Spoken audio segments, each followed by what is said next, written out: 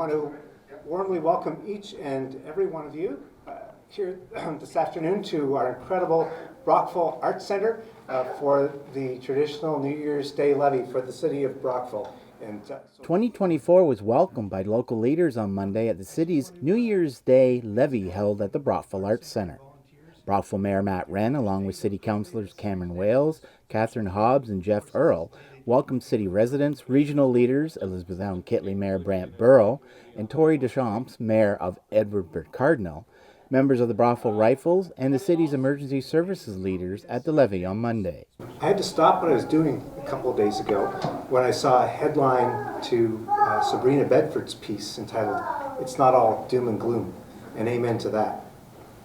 It's kind of easy to get caught up in negativity and let that overshadow all the good things that continue to happen. But I think we can all agree that at its core, this is truly a great community. We're up to the challenges, we support each other, and time again, we see examples of our citizens giving generously. We're a community that's back on its feet after an excruciating 3 years of the COVID-19 pandemic. And that certainly seemed to be on display last night with the large crowds that came out to celebrate the dawning of 2024 at the New Year's Eve concerts. There are homes being built, there are less vacant storefronts, there are businesses opening and expanding, large and small. There are more jobs available than there are people to fill them. Tens of thousands of people are coming to visit, and there are exciting projects and opportunities that are on the horizon. Of course, there are people who struggle. Life's gotten very expensive, and there are some things that we're dealing with that we haven't dealt with and experienced before. But I couldn't myself sum it up any better than the writer Sabrina Bedford did in her story. So I'm going to quote the media today instead of them quoting me, where Sabrina said, "It's no doubt a challenging time in our history, but this city is filled with good people who do great things and who do not look for anything in return." Those that spoke talked about working together in regional cooperation. It's an honor to be given an opportunity to address you on this special day. And something that Mayor Wren said earlier when he was introducing me to one of the members of his family kind of struck me. He said, Mayor Burrow is mayor of the township that has us surrounded. And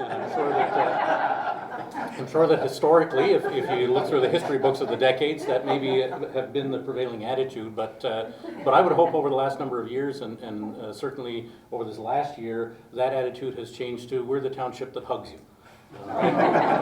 So that's what I think I'm going to carry forward into the coming days of the new year. Certainly, I think the collaboration is very strong between us, and it's no different than two neighbors living in a community on a street.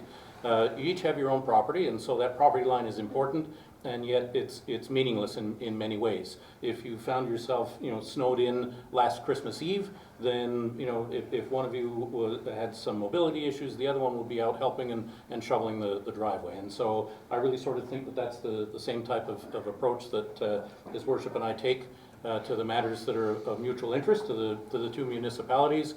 Sure, that border is important, and yet it really isn't. When it comes down to it, we're all people, we're all neighbors, and we have to do whatever it takes for the good of the region and to help each other out. There's no sense competing against each other. Recognizing many of the folks in the room, the elected officials, I know there's members of Brockville Council, many of which have become good friends.